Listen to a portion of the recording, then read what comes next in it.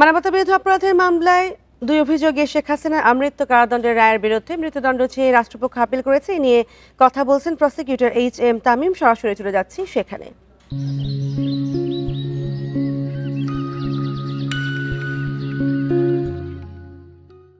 সেক্ষেত্রে যদি উনি কোনো কথা বলেন তাহলে ট্রাইব্যুনালের সামনে আমরা অবশ্যই আনব। আপনারা যে আপিলটা করেছেন এটি নিষ্পত্তি হয়ে যাওয়ার পরে কি যারা আসামি আছেন তাদের আর কোনো সুযোগ থাকে আপিল করার? না, আর কোনো সুযোগ থাকবে না।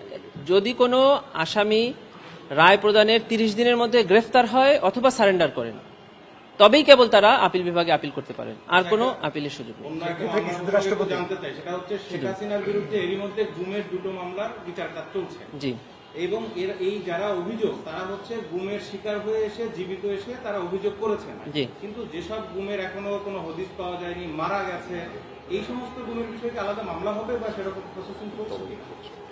জি, দেখেন, এটা একটা প্রসিকিউশনের স্ট্র্যাটেজি। এটা চিফ প্রসিকিউটর মহোদয় নির্ধারণ করেন যে কোন মামলাটি উনি আগে নিয়ে আসবেন।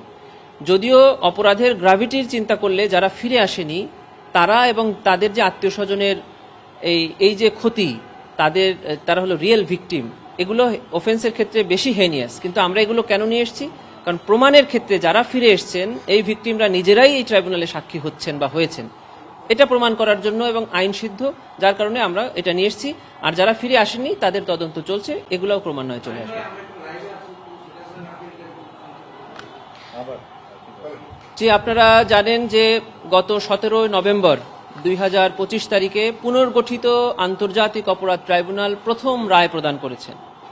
সেই রায়ে জুলাই গণঅভ্যুত্থানে সংগঠিত মানবতাবিরোধী অপরাধের অভিযোগে সাবেক প্রধানমন্ত্রী শেখ হাসিনা এবং সাবেক স্বরাষ্ট্রমন্ত্রী আসাদুজ্জামান খান কামালকে 3টি অভিযোগেই শাস্তি প্রদান করা হয়েছে। তার প্রথম অভিযোগে এই 2 আসামিকে আমৃত্যু কারাদণ্ডের রায় প্রদান করেছিলেন ট্রাইব্যুনাল এবং বাকি 2টি অভিযোগকে একত্রিত করে মৃত্যুদণ্ডের আদেশ প্রদান করেছেন। প্রসিকিউশনের পক্ষ থেকে প্রথম অভিযোগে যেটাতে ওনাদেরকে আমৃত্যু কারাদণ্ড প্রদান করা হয়েছিল, সেই আমৃত্যু কারাদণ্ডকে বাড়িয়ে মৃত্যুদণ্ডে পরিণত করার জন্য সুপ্রিম কোর্টের আপিল বিভাগে আজকে একটি আপিল দায়ের করা হয়েছে। সেই আপিলে আমরা 8টি গ্রাউন্ড নিয়েছি। আমরা পরিষ্কার করে বলেছি যে এই অপরাধের যে নৃশংসতা, যে গভীরতা, তার তুলনায় এই আমৃত্যু কারাদণ্ডটা অপরিপক্ক হয়েছে, কম হয়েছে। অতএব এই ধরনের হেনিয়াস অফেন্সের ক্ষেত্রে মৃত্যুদণ্ডই একমাত্র শাস্তি হওয়া উচিত। শুধু তাই নয়, আমরা বলেছি যে এই ধরনের অপরাধে সামাজিক এক্সপেকটেশনটা কি এবং অপরাধের সাথে শাস্তির তুলনার ক্ষেত্রে শাস্তি এখানে একমাত্র মৃত্যুদণ্ড হওয়া উচিত এবং এই আইনে শাস্তি প্রদানের ক্ষেত্রে মৃত্যুদণ্ডকেই প্রাধান্য দেওয়া হয়েছে।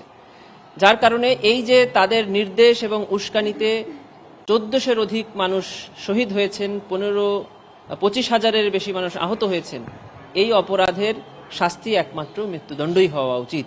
এটা আমরা বলে এই গ্রাউন্ডগুলো নিয়ে আমরা আপিল বিভাগে আপিল দায়ের করেছি।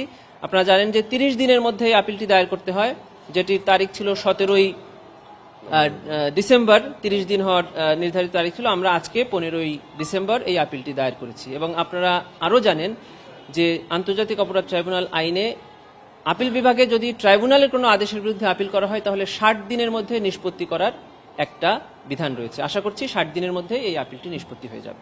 ধন্যবাদ।